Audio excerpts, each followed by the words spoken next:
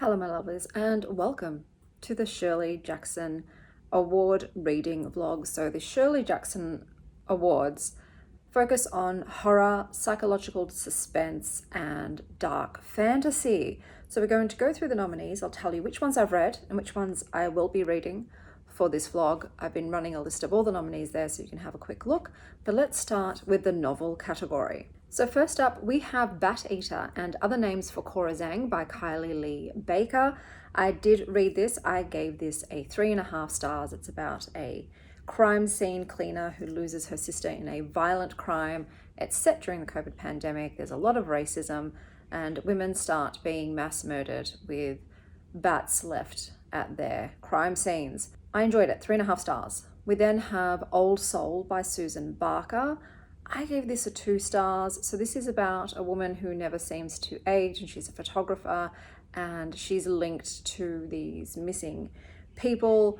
It just didn't work for me, unfortunately, and that was a 2-star read. We then had Witchcraft for Wayward Girls by Grady Hendrix.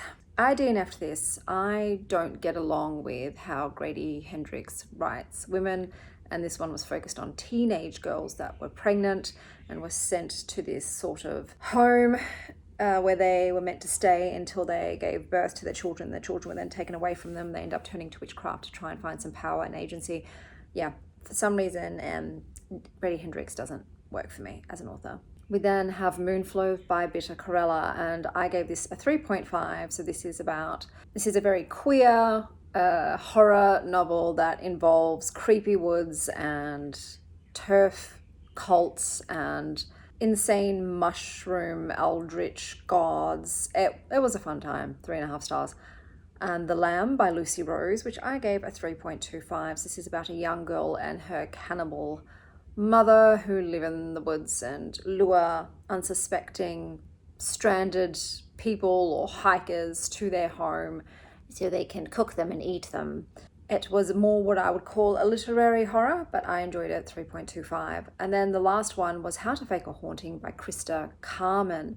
This was the only one that I had not read, so I did pick it up. It was about a woman and her child who were in a home with an abusive alcoholic husband, and one night, whilst once again driving under the influence, he almost kills them in a car crash. But because he's the son of a very wealthy local man, he gets away with everything. And even when she threatens him with divorce, he tells her that you're not going to get full custody. I'll bury you. You've got no proof. You've got no proof of my drinking and driving and everything else.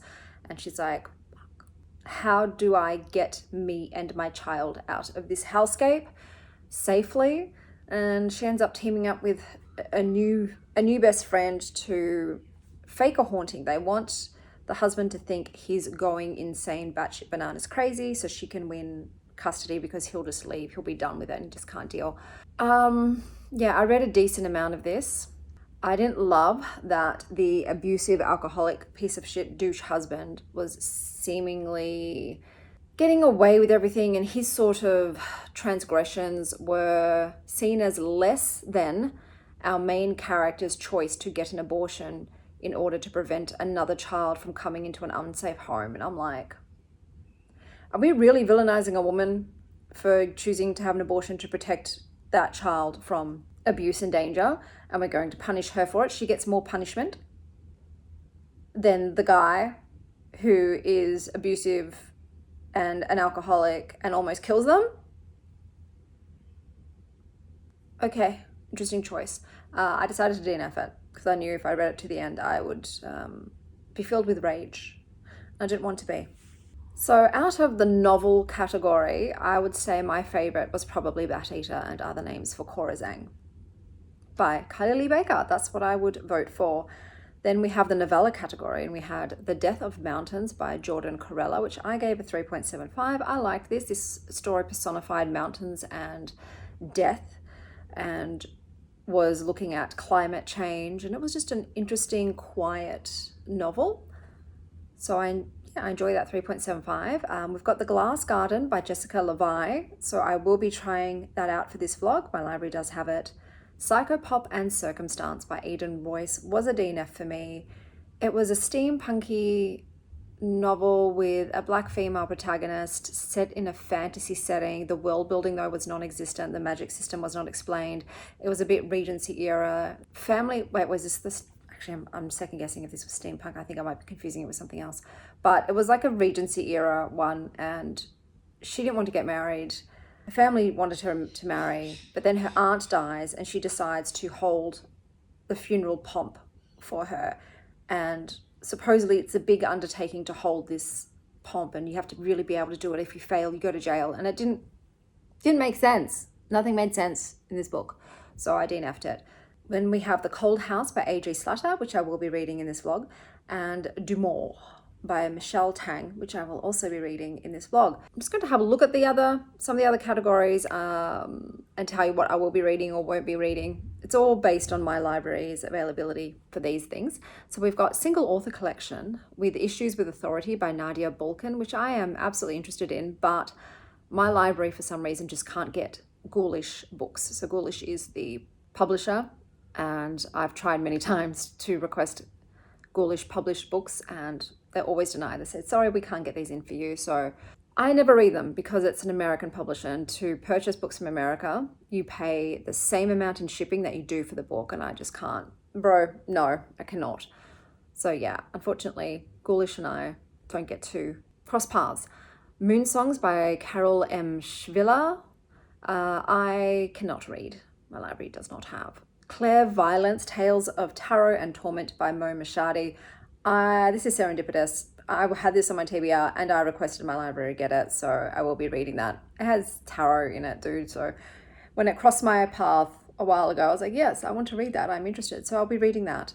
Then we have Good and Evil and Other Stories by Samantha Schweblin, translated by Megan McDowell. So I have picked this up and I did DNF it. It just wasn't doing anything for me. Samantha Schweblin and I don't get along. I did read her other book and I didn't rate it highly. And then I tried this one and I was like, yeah, no, I find it boring and dull. So that was a DNF. And Portal Mania by Debbie Urbanski, which has a gorgeous cover. I have also already tried, and unfortunately I did DNF it. This was heavy in its subject matter. I don't remember exactly what, but I remember going, yeah, I'm not in the headspace for this kind of thing, unfortunately. So that was another DNF for me. And then we've got Edited Anthology, Roots of My Fears by Gemma Amor and other authors. It's a collection of authors. I had tried this and I DNF'd it. When it's a collection, I'll give it 3 short stories. And if the average of those 3 short stories is not higher than a 3.5, generally I DNF because I ain't got time. So that one was a DNF. Unquiet Guests by Dan Coxon, I cannot get, so I won't be reading that. Night and Day by Ellen Datlow, I will be trying out that book. Silk and Sinew, a collection of folk horror from the Asian diaspora. I used to say diaspora because I've never heard it read out loud. By Christy Park Kulski, I will not be reading. Werewolf Short Stories by Catherine Taylor, Nick Wells and Gillian Whitaker, I will also not be reading, unfortunately. But there are a few more that I'm going to be trying for this reading vlog, and I will give you my reviews as I read them. What's up, babe? Look at her face. You're so funny. Hello, my darlings. I'm back with an update for you. So I did end up reading Clairviolence, Tales of Tarot and Torment by Moshaty. Probably Moshaty. Sorry. I don't normally say the word shart and I laughed like the child that I am. So this is a collection of short stories. Each short story starts with a tarot card image. So I'm assuming the author was trying to convey that the following story would have the energy or elements, themes of that tarot card. Sometimes I was like, yeah, okay. And sometimes I'm like, it's a stretch. I'm just going to go through quickly, give you a short, tiny taste of what the story's about, what I rated it, and then my feelings overall. So the first story was the Devil card. It was called The Fever Man, and it's about this grey blob dude who visits a married couple. I gave that a 3.25. The Hermit with The Magic Hour, and this is about a person who goes insane from PTSD following a violent home invasion. I gave that a 3.5. The full card with Surface. In this one, a man has some non-con copulation with a mermaid, and that a 3.5, I guess. We've got the High Priestess with Severity of Things, and this is about toxic relationships and weird shit. I gave that a 3. We then have Death with I Wish I Could Grow Plants. This is Murder Groundhog Day, and I gave that a 2.5. We then had my favorite story in this collection, which was the Lovers card with Dandelion Wine, and this is about alien invasions and dying marriages. I gave that a 4 stars. The Tower with Stained Glass. This is about zombies and a creepy kid. That was also a 4 stars. Justice with Shallow. In this one, Dead Women Do Tell Tales. That was a 2 stars. The Hanged Man with the Human Seed. This is about human burial pods and population control. I gave that a 4 stars. The Empress with Mourning Cloak. Butterfly Mummy, 3 stars. And The Wheel, which is the Wheel of Fortune, with Rumpus. Who's haunting who? 3.5 stars. So overall, I would round this up to a 3.5 stars. And for a short story book, that's pretty decent. There are only 2 stories I really didn't like. The rest of them I liked, 2 enjoyed. So I guess that's my vote for the single author collection because I can't read the other 2. Now I have the Night and Day in the edited anthology to read, but I think because I just read like a short story collection and that's short stories from different authors, I think I'm going to go into the novella category next. So I've got The Glass Garden, The Cold House, and DuMort. So one of these stories has to get higher than a 3.75 to beat out The Death of Mountains. We shall see. So far, this award 3.75 has been the highest rating I have given to these books. They all seem to be in the 2 to 3.75 star category. So if this is going to be an award that I'm going to do a dedicated vlog to, I've got to be busting out some 4s pretty quick. So we'll see how we go. Because the next books are novellas, I should be able to get through them quite quickly and update you before reading the final book. Sylvie Blue doesn't like it.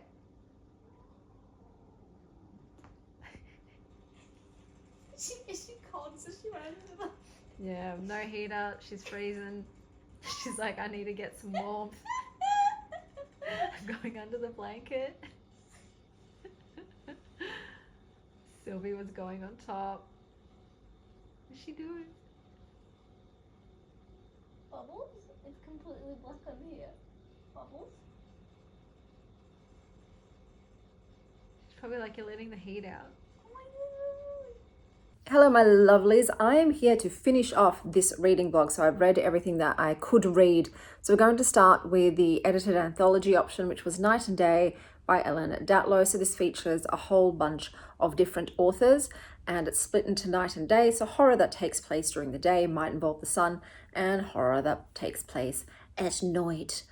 It is Dayman, Fighter of the Nightman. So I'm going to go through each story very, very briefly and just give you my rating for each individual story and then the anthology as a whole. So we have The Bright Day by Priya Sharma. I gave this 4 stars. This probably was my favorite story out of the entire collection.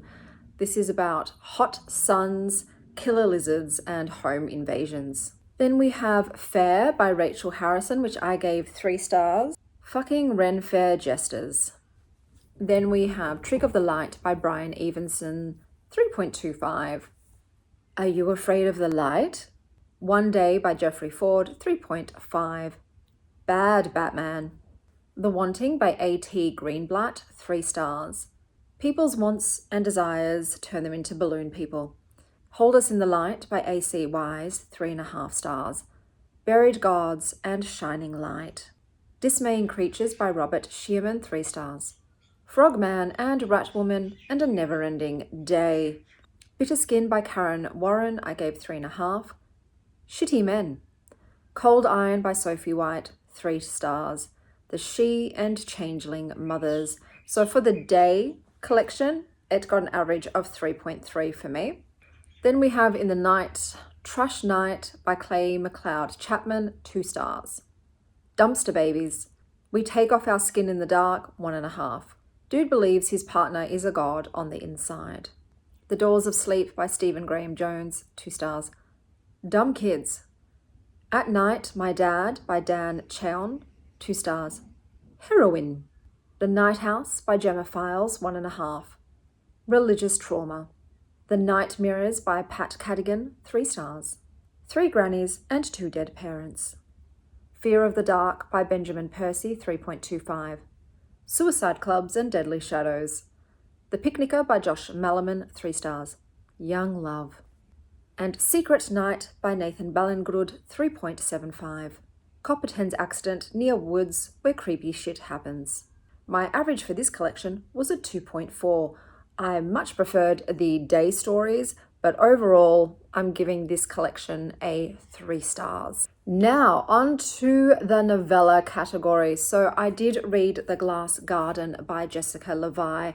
So this is about an abandoned colony world, a buried cavern with a glowing alien stained glass window, and 2 sisters who squabble like children. One of the sisters is an archaeologist, and that's why she's been brought onto the dig, and the other is a very struggling salvager that just sees dollar signs.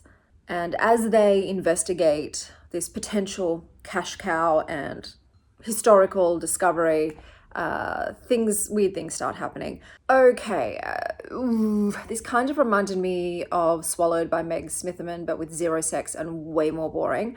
I hated the sibling squabbling. These bitches are meant to be grown women, and it was just so juvenile, the way that they were fighting with each other. The dialogue in this in general was also really unnatural. I didn't enjoy it. I did not like any of the relationship dynamics with any of the characters. In this book, I only read this to find out what was going on with this stained glass window. That's all I cared about. And was the payoff worth it? No. I rated this at 2.5 stars. The cover is gorgeous, but this was not worth my time reading. And then I went on to DuMort by Michelle Tang. So this is about Mina, and Mina is a foreign noblewoman who's a bit of a misfit, outcast in society, and she is being haunted and abused by a ghost that she believes is her dead sister. So she goes to seek help from DuMort, an infamous occultist, in a country where occultism is illegal. So it is punishable by death if you are found consorting with an occultist. If you're trying to talk to the dead, you too will join them. But when she meets this guy, instant attraction, obsessed, massive crush. She is down bad for DuMort and will just throw everything else away in order to be with him. But also she kind of wants her dead sister to stop hurting her. But is it her dead sister or something else? Dun dun dun. I ended up giving this a 4 stars. I did think that Mina was a bit of an idiot. Didn't love her character. The love, actually I won't talk about it. It's a spoiler, but don't come here for romance if that's what you were hoping for. DuMort was interesting, but we never really get to know them that well. And because this is a novella, we don't really get a lot of information about their powers, why they're the real deal, not a charlatan, why the country has outlawed speaking with the dead. What is that called? Psychic? No. There's a specific word for people who commune with dead spirits. And at the moment, it escapes me. It'll come to me later at a random time. But yeah, I ended up giving it a 4 stars. I was still intrigued. I thought the pacing was good. It was creepy. 4 stars. And then I finished this off with a banger, The Cold House by A.G. Slatter. So this is about Everly, who has just tragically lost both her husband and her young daughter in a fatal car accident. And she is not doing well. She's not okay. Not okay. Very much drowning in her grief. And she ends up getting a call from a lawyer. Turns out hubby was loaded and she's now a rich woman. And the lawyer is telling her, hey, girlie, maybe you should just get away from the house that is reminding you of your deceased loved ones and stay at a friend of mine's. They've got a holiday home on this very little secluded island, and it'll be good for you to just get away, new environment, and try and heal.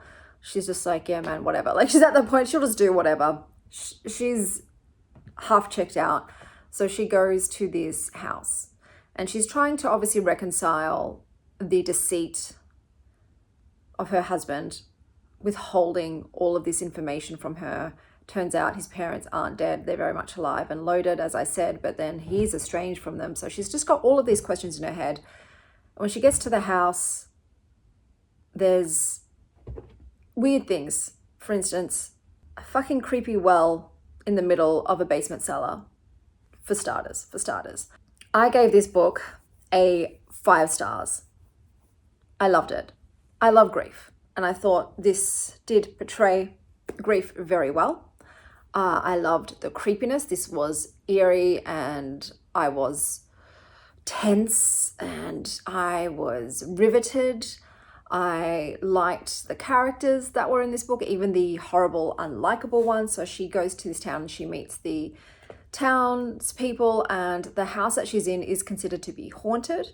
It was formerly a site where they tortured and killed witches. So a lot of the people are like, I wouldn't stay there if I were you. And then when the weird stuff happens, okay, so there is this kind of trope that I normally despise, and that's when horrible things start happening, say, in this house. And the characters know that they should leave, but they don't. And I'm always like, in what world would any sane human being continue to stay in this situation if they didn't have to? Why would they stay? However, our main character, Emily, she is fantastic. She's really intelligent, and it made sense in this aspect. So first of all, she did ring people that she trusted to say, hey, all this weird stuff is happening, which fantastic. Thank you at least for doing that. Those people did say to her, leave, bitch. Forget your shit. Leave it there. Run away. Run like the fucking road runner and don't look back. And then she said, yes, you are right. I will absolutely do that after I finish something. It's just one more thing that I've got to do, and then I'll go.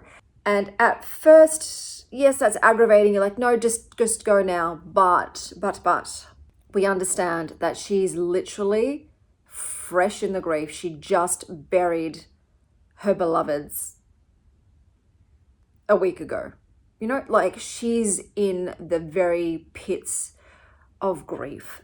And with some events that are happening at the house, it is understandable why she's not quite ready to go yet. So I could understand it this time. I'm like, okay, I understand why she's staying, even though she should get the fuck out of there. It's understandable. And I loved where this went. I was pleasantly surprised. There's Faustian deals in this. There's supernatural, religious, witchcraft, haunting, spirits, things, a whole bunch of things, mysteries to solve. And Emily really was a fantastic character, and I gave it a 5 stars. I was like, yes, bitch.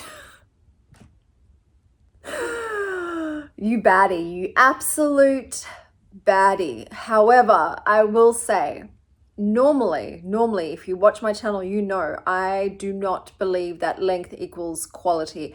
I am someone, I will gladly pay $30 for a 50-page book if it is a 5-star book that absolutely changed my life, that I was transformed by, that I thought was an excellent story, instead of a 600-page book that was mid. That is a waste of my money. Whereas the 5-star 50-page book, absolutely worth my money. I pay for the story. My value is in the story. I think that is what is most important. I don't care about page number whatsoever. Is it a 5-star book? I will pay money for whatever length that is. This one is a novella, and I think it could have done with a few more pages. Normally, I feel books could be trimmed down significantly. There's a lot of fat, and in this case, I wanted a bit more. I wanted a bit more meat. So there was an event concerning Everly's past and her father, and I was like, ooh, Can we learn a bit more about that, please? Thank you. I would like to know more. Unfortunately, did not know more. I think, however, though, after reading now some reviews on Goodreads, that this book is set in a world of this author's. So what happened with her father and the things that involves, I think Dark Sisters were involved. I think maybe in the other books, they are explored or you know about them. Whereas obviously I went into this without knowing a lot of this world. A.J. Slatter, I have read 2 books. One of them I hated and one of them I DNF'd. So I don't have any background knowledge, to my knowledge, but I think the bit that I wanted more about might actually be explained in their other books. So I won't hold that against them, but this was a 5-star read. I would never have picked this up because, look, the cover's not doing anything for me, and I don't know why they chose the straw dolls as the element. That is a very small part of this book. So I don't feel like the cover suits. And 2, because I'd DNF'd and rated poorly 2 other books of this author's, I wouldn't have tried this author again. It's normally a two book deal for me. You've got 2 chances. Sometimes I'll push it to a 3rd if one of them is at least between a 3 to a 4. So yeah, with this one I was done. And I'm glad that I did this reading vlog because this book was excellent. Thoroughly enjoyed it. 5 stars. So let's have a look at this as a whole. Am I going to do a dedicated vlog to Shirley Jackson? Yes, I am. I am going to do a dedicated vlog with the novella section because that was the most successful to me. The novels, the highest I rated was a 3.5. There were DNFs, there was a 2-star. It's a middle of the road situation for me. I'm not looking for mid recommendations. The novellas, on the other hand, we had The Death of Mountains, which was a 3.75. The Glass Garden was my least favorite. That was a 2.5, but I think other people might enjoy that. Same with Psychopop and Circumstance by Eden Royce. That just was not for me. I was frustrated with the lack of the world building and magic system being explained and the significance of certain events. I was just like, this is just poorly done, in my opinion. But I think that was popular as well. We've got DuMort by Tang, which was a 4-star, very respectable rating, and The Cold House by A.J. Slatter, which was a 5-star book. So for me overall, the novella category is worth reading. I feel like there's enough books that align with my taste to do a dedicated vlog for that category. Single author collection, I only read one, that was Clairviolence. That was 3.5 stars, so that's really good for a short story collection. The issue with that one was 2 of them were DNFs and the others were just not obtainable for me. And with the edited anthology, one was a DNF and one ended up being a 3 stars. I just, in general, short story collections and anthologies don't end up being rated highly. There's just too much variance with the stories that are within the book. And it's just, I don't know, for me, it's not, most of the time it's not worth me investing my human hours into if I'm going to be left with an overall 3, maybe 3.5 star experience, you know, because yeah, I read for pleasure and I'm reading for the 4 stars and ups. I just want to thoroughly enjoy everything I pick up and walk away having felt like it was worth my mortal time.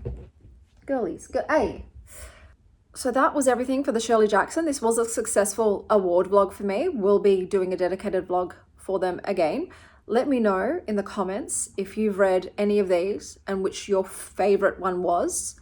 And if you don't know what to comment a pair of glasses because the Shirley Jackson logo is a pair of glasses. And until next time, stay wild, Star Child.